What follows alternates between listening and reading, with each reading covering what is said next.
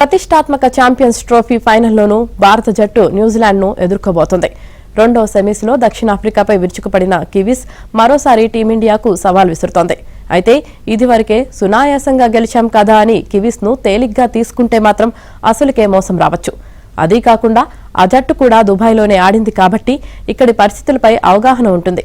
వాస్తవానికి పెద్ద టోర్నీలు జరిగేటప్పుడు న్యూజిలాండ్ను చాలా మంది ఫేవరెట్గా భావించరు.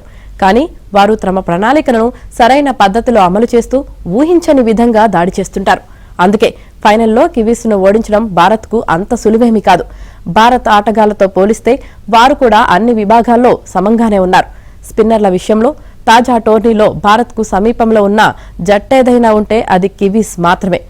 లెఫ్ట్ ఆర్మ్ స్పిన్నర్ స్టాంట్నర్ నేతృత్వంలో బ్రేస్వెల్, ఫిలిప్స్, రచిన్ల రూపంలో బలంగానే కనిపిస్తుంది.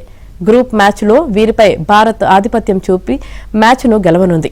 కానీ ఈసారి దుబాయ్ పరిస్థితులు తెలుసు కాబట్టి పక్కా వ్యూహంతో భారత్ను కట్టడి చేయాలనుకుంటుంది. అలాగే కొత్త బంతితో చక్కటి సీమ్ను రాబట్టగల పేసర్లు అండగా ఉన్నారు. ఇందుకు వారి ఎత్తు కూడా దోహదపడుతుంది. ఈ కారణంగా బంతి ఎక్కువసేపు గాల్లో ఉండటంతో పాటు గుడ్ లెంత్లో విసరగలుగుతారు.